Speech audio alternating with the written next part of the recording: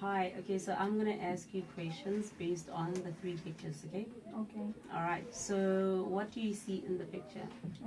Bee and flowers. All right. How many kinds of honeybees are there? Three kinds of honeybees. All right. And do you want to name them for me? Male, Mm-hmm. uh, worker bee, Okay. and queen bee. All right. Very good. What does a queen bee do in a beehive? Queen bee makes many eggs. All right. And tell me what a worker bee does. Worker bees gather food and take care of eggs.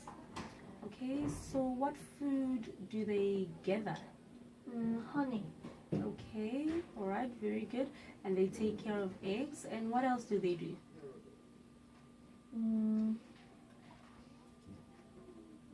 Do you remember? I don't know. You don't remember?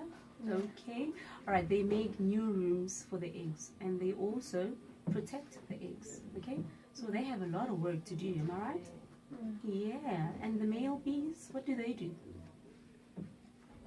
Male bee is not do. They don't do anything? Yeah. Oh, so they're just there, just flying, just flying. That's it? Yeah. No, but they help the queen bee make new eggs. Remember? Yeah.